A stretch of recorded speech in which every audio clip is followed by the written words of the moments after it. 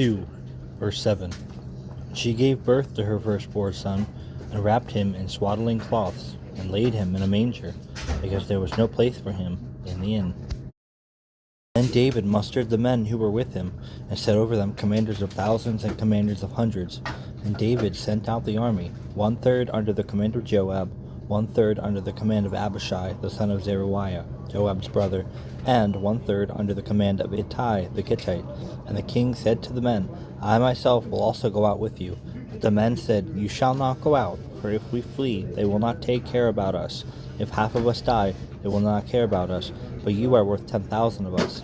Therefore it is better than you send us help from the city. The king said to them, Whatever seems best to you, I will do. So the king stood at the side of the gate, while the army marched out by hundreds and by thousands. And the king ordered Joab and Abishai and Ittai, Deal gently for my sake with the young man Absalom. And all the people heard when the king gave orders to all the commanders about Absalom. So the army went out into the field against Israel, and the battle was fought in the forest of Ephraim. The men of Israel were defeated there by the servants of David, and the loss there was great on that city, 12,000 men. The battle spread over the face of all the country, and the forest devoured more people that day than the sword. Absalom happened to meet the servants of David. Absalom was riding under his mule, and the mule went under the thick branches of a great oak, and his head caught fast in the oak, and he was suspended between heaven and earth, while the mule that was under him went on. A certain man saw it and told Joab, Behold, I saw Absalom hanging in the oak. Joab said to the man who told him, Oh, what? You saw him? Why then did you not strike him there to the ground? I would have been glad to give you 10 pieces of silver and a belt. But the man said to Joab, Even if I felt in my hand the weight of 1,000 pieces of silver, I would not reach out my hand against the king's son. For in our hearing the kings commanded you, and Abishai and Ittai, for my sake protect the young man Absalom. On the other hand, if I had dealt treacherously against his life, and there is nothing hidden from the king, then you yourself would have stood aloof. Joab said, I will not waste time like this with you. He took 3 javelins in his hand and thrust them into the heart of Absalom while he was still alive in the oak. 10 young men, Joab's armor-bearers, surrounded Absalom and struck him and killed him. Then Joab blew the trumpet, and the troops came from pursuing Israel, for Joab restrained them. And they took Absalom, threw him into a great pit in the forest, and raised over him a very great heap of stones. And all Israel fled, every one to his own house. Now Absalom in his lifetime had taken and set up for himself the pillar that is in the king's valley, for he said, I have no son to keep my name in remembrance. He called the pillar after his own name, and it is called Absalom's monument to this day. Then Ahimaaz the son of Zadok said, Let me run and carry news to the king, that the Lord has delivered him from the hand of his enemies. And Joab said to him, You are not to carry news today. You may carry news another day, but today you shall carry no news, because the king's son is dead. Then Joab said to the Cushite, Go, and tell the king what you have seen. The Cushite bowed before Joab and ran. Then Ahimaaz the son of Zadok said again to Joab, Come what may, let me also run after the Cushite.